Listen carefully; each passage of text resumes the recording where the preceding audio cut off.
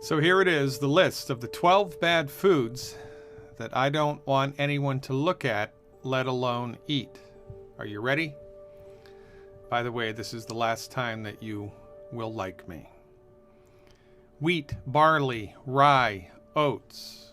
That's right, whole grains. Wheat, barley, rye, and oats. Bad dog, no biscuit. Oil in a bottle, fried food. Meat cooked well done. Meat that has nitrates added as preservatives. The skins of baked potatoes, yams, sweet potatoes. A carbonated beverage with a meal. Carbonated beverages with a meal, I don't care if it's Perrier, sparkling water, beer, club soda, or champagne. If it has bubbles in it, do not drink it with a meal. Soy and corn. That's right, soy and corn. These foods are bad. Bad for the human body. And if you eat these foods, it's only a matter of time until the net negative effects that they generate in your body add up and something breaks. Very much like the straws that broke the camel's back. If you unwittingly consume food that's hurting your body every single day, it's only a matter of time until something goes wrong. One of the biggest myths that's persistent in the popular culture of the 21st century is the myth of the whole grain. Wheat, barley, rye, and oats contain a protein called gluten. And gluten is bad for most human beings. Why? Because the gluten molecule is a protein made of amino acids which are daisy-chained together.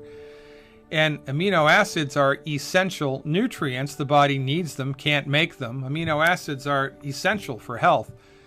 It's the job of your stomach to break apart the amino acids inside the gluten protein, liberating the amino acids, giving your body access to the amino acids that make up gluten. But the chemical bonds that hold the amino acids together inside of the gluten protein are very difficult, if not impossible, for your stomach acid to digest.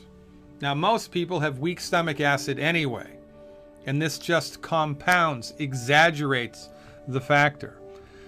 So most people, when they swallow wheat, barley, rye, or oats, the gluten protein becomes undigested. And instead of individual amino acids entering into the small intestine to be absorbed into the bloodstream, you get long chains of intact, connected amino acids. And when your small intestine attempts to absorb the undigested long chains of amino acids, that causes a lot of problems. The tissue in the intestinal tract, which is responsible for absorbing nutrients, becomes damaged. It's kind of like if a vacuum cleaner with a bristle brush is trying to vacuum up a string of pearls. The string of pearls is going to jam up the gears. But if the bristle vacuum attempts to suck up individual pearls on the carpet, it can do that no problem. Similar circumstance here in the small intestine, which leads to one of life's greatest ironies. Consistent consumption of whole grains will hurt you. Not only does it hurt you directly by damaging tissue in the body, but it hurts you indirectly because the tissue that it damages is responsible for absorbing nutrients. The more whole grains you eat, the less able your body is to absorb nutrients into the bloodstream. And because all chronic diseases are directly related to nutrient deficiencies, the more whole grains you eat, the more likely you are to suffer with a chronic disease. Wheat, barley, rye, and oats. Stop eating them now. Next on the list, oil and fried food. Oil oxidizes. If you look at an olive oil bottle, a canola oil bottle, a flaxseed bottle, any type of oil in a bottle, between the top of the oil and the top of the bottle, there's an air gap. Air contains oxygen. And as the oil sits in the bottle, it is becoming oxidized. The longer it's in the bottle, the more oxidized it becomes. And when you pour that oil onto a cooking surface, a fry pan or a wok, for instance, you heat the oil, it oxidizes within minutes. When you introduce an oxidized substance into the human body, you create inflammation. Inflammation, low levels of low-grade, constant inflammation, which, again, like the straws that broke the camel's back, add insult to injury. And it's only a matter of time until your system can't handle that anymore and something breaks. When you fry food, this process becomes accelerated remarkably. Oil heated in a fryolator creates a molecule in the food which is fried called acrylamide. So when you deep fry a piece of chicken, deep fry a potato, deep fry anything that has a protein in it, acrylamide is formed. What's wrong with acrylamide? Well, I thought you might never ask. It's carcinogenic. Now, when you look at a map of the United States, county by county of life expectancies, the people in the United States that have the shortest life expectancies live in the South, the old Confederate South. They have the same doctors, the same education, the same water, the same hospitals, the same everything that everybody else in the United States has. So why do they have the shortest life expectancies? I'll tell you why. Because in the United States, in the South, below the Mason-Dixon line, fried food is a religion. Fried food for breakfast, fried food for lunch, fried food for dinner. It's just part of the cultural ethos. The more fried food you eat, the shorter your life will be, because you're introducing cancer-causing substances, inflammatory-causing substances into your body all of the time. And that's not a good idea. I know that Dr. Oz told you to drink olive oil, but Dr. Oz is a medical doctor trained in cardiovascular surgery. If you are attempting to understand the meat and potatoes of medical nutrition, no oil in a bottle. That means no salad dressing, no cooking oil, certainly no fried food. I don't even want you to be downwind of fried food. Eliminate them completely. On salads, you can use vinegar, you can use lemon juice, you can use salt and pepper. And now at health food stores, you can find salad dressing which is oil-free. And if you'd like to cook something in a fry pan, no harm, no foul, use butter or lard, not Crisco. Lard is rendered animal fat, rendered goose fat, rendered duck fat, rendered pork fat, rendered beef fat. Like the French, cook with lard, cook with butter, use salt, live long, and prosper. Next on the list, red meat cooked well done. You will read research every once in a while that relates directly the consumption of red meat to higher incidences of cancer, especially colon cancer. Well, our argument is it's not the meat. It's what's in the meat or how the meat is cooked. When you cook red meat well done, you cook it through and through, a chemical is created called a heterocyclic amine. And heterocyclic amines cause inflammation and cancer. If you cook red meat rare or medium rare, there are less heterocyclic amines. So cancer-causing substances, it only makes sense, are smart things to stay away from. If you are a meat lover, a meat eater, then cook your meat rare or medium rare. And if you use a grill, wrap it in aluminum foil, because the grill marks on the steak are not only carbon, but they're heterocyclic amines. So avoid that noise and optimize the structure and function of your body moving forward. It's not the meat, it's how it's cooked or what's in it, which leads us to the next thing on the list, meat that has nitrates added as preservatives. Deli ham, deli turkey, bacon, pepperoni, sausage. There are a lot of meats which the butcher injects nitrates into to keep the meat looking nice and red in the deli case. Only problem with nitrates, when they're heated, they turn into a chemical called a nitrosamine, which is carcinogenic. So our recommendation, avoid meat that's been injected with nitrates. This is easier than you think. If you shop at Whole Foods, all the meat that's available in a Whole Foods marketplace is nitrate free. If you have a local butcher, tell your butcher that you have an allergy to nitrates. You don't. But if your butcher thinks you're allergic to it, then he will make sure the meat that he or she sells you will be nitrate free. No nitrates, no cancer, no inflammation. Get it? Got it? Good. Next on the list, the skins of baked potatoes, yams, or sweet potatoes. You know when the skins get nice and crispy because they're twice baked or thrice baked, right? Well, the skin of the potato, when it gets crunchy and crispy like that, is loaded by virtue of the heating process with heterocyclic amines.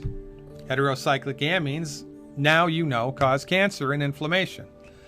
So if you want to eat a potato, a yam, or a sweet potato that has a crispy crust, crispy skin, don't eat the skin.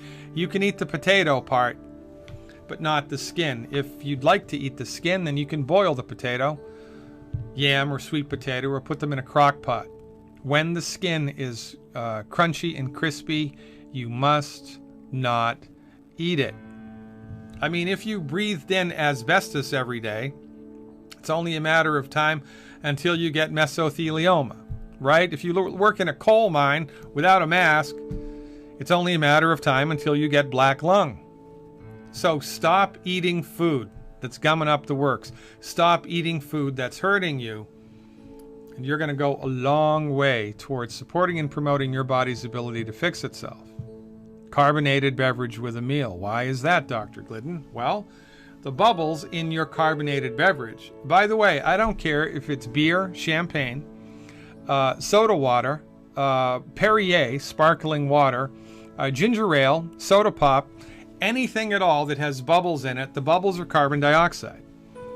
Carbon dioxide has an interesting property. It reduces acidity. It neutralizes acids. Carbon dioxide neutralizes acids. So when you drink something with bubbles in it during a meal, you're neutralizing the stomach acid in your stomach. And this is not a good idea. In a healthy stomach, your stomach acid should be so strong that if you chopped off a finger and swallowed it, your stomach would digest it down to the bone. Your stomach is a bag of acid. The stronger the acid, the better. But when you drink a carbonated beverage immediately before or during a meal, you impede the digestive process of the stomach by neutralizing the stomach acid. Most people have weak stomach acid anyway, because in order to have strong stomach acid, you must be salting your food liberally. Your body needs the chloride that's in the salt to make strong hydrochloric acid. And you also need calcium in order to have the acid squirted into the stomach from the chief cells in the stomach. Chief cells make the hydrochloric acid and they squirt them out into the stomach. If you're calcium deprived, deficient in the trace mineral calcium, the introduction of hydrochloric acid into the stomach will be compromised. Now, most people have been told by their medical doctor to be on a salt-restricted diet, and most people are deficient in calcium. So most people's stomach acid is weak to begin with, and then when you pour a carbonated beverage into the stomach on top of weak acid, it's super weak, and you're not going to digest hardly anything out of your food. Soy and corn. That's right, soy and corn. These are recent additions to the list. Previous to October 2015, we considered 10 bad foods. We have recently added corn and soy to the list, and here is why. Corn and soy are amongst the most genetically modified, genetically engineered foods available on planet Earth, and they are abundantly, copiously, profusely sprayed with an herbicide called Roundup the scientific name for which is glyphosate. Recent data released by the World Health Organization, of all places, the World Health Organization, classifies Roundup as a carcinogen, a cancer-causing agent, and research also links directly the use of genetically engineered food, the consumption of genetically engineered corn and genetically engineered soy with 4 different types of cancer and deaths from high blood pressure, deaths from stroke. Let's look at the numbers. This first chart here shows the incidence of liver and bile duct cancer, liver and bile duct cancer. The red line, which you'll see going across the chart, is incidence of these types of cancer when Roundup has been applied to corn or soy, whether it was genetically engineered or not. The blue line shows rates of cancer when people have consumed genetically engineered corn and soy. So you can have naturally occurring corn and soy that's had Roundup sprayed on it, and or you can have genetically engineered corn and soy that has or has not had Roundup applied to it. That's what the red and the blue lines signify. The yellow bars, the vertical bars on this chart, are the incidence of the different types of cancer. Now, interestingly, on this chart, you'll see a green bar going across at about a 35-degree angle. That green bar represents the incidence of, in this case, liver and bile duct cancer that we would expect to be happening from historical trends. What we would expect to see happening from historical trends. And this, of course, is juxtaposed to the increased incidence of these types of cancer when people are eating genetically modified corn and soy and or corn and soy that have been sprayed with the herbicide Roundup. You can see in this case, liver and bile duct cancer, a remarkable correlation between the two. Next on the list, kidney cancer. It's a similar list. It's harder to see the trend here, but the trend exists. The incidence of kidney cancer has increased since the introduction here of genetically engineered corn and soy, and or the consumption of corn and soy that has been applied, sprayed with Roundup. Bladder cancer. This is an easier trend to see. Bladder cancer here skyrocketing. Bladder cancer, that's not good. So far we have liver cancer, kidney cancer, bladder cancer. That can't be good. Thyroid cancer as well. Now this is interesting because you see the green bar here is the trend. The trend, it's a vertical trend. There wasn't really any increase in the incidence of thyroid cancer. But then we start eating genetically modified corn and soy, and or corn and soy that has Roundup sprayed on it. Boom. Dramatic rise in thyroid cancer. Deaths from high blood pressure. Deaths from high blood pressure. Another dramatic correlation here. You can see the green bar going across, which is what we would expect from past historical trends. Since genetically engineered corn and soy and Roundup have been applied to these products, a startling increase. And last but not least, deaths from stroke. You can see, again, a remarkable increase. Now, any one of these increased incidences would be enough to stay away from this stuff, right? But when you put them all together, it makes genetically engineered corn and soy and or corn and soy that's been sprayed with Roundup the biggest, baddest voodoo daddy of them all. Now, in the United States, believe it or not, it's not that easy to discover whether or not your corn or your soy, which is labeled organic, is actually organic. So you have to do your homework. Whole Foods, interestingly enough, has a very good labeling system through which they help you, the consumer, determine whether or not, or the extent to which the food that you think is organic actually is organic. Unless you grow your vegetables and fruits yourself in the United States, it is virtually impossible to tell whether or not it has in fact been genetically engineered. Moral to this story is just avoid corn and soy unless you know for sure it's not genetically engineered, it's heirloom corn and soy, and absolutely positively it's not been sprayed with the pesticide Roundup. Interestingly enough, this should also extrapolate into corn syrup, which the food industry is putting in just about everything these days. So I'm making the assumption here that if pesticide Roundup applied to corn and soy does this, I would also assume that the pesticide applied to tomatoes and avocados and oranges and grapefruits and spinach and every other vegetable and fruit would have similar results. That's an extrapolation. I haven't seen the science, but remember, if it looks like a duck, flies like a duck, quacks like an MD, you should stay away from it. For goodness sakes, go organic, ladies and gentlemen. Educate yourself about what really is organic and what is suspect. And for goodness sakes, my recommendation, stay the heck away from corn and soy. In addition to the other 10 bad foods, nutrify your body every day with the 90 essential nutrients. Live long and prosper. Thanks for your attention and your time. I'll see you around campus.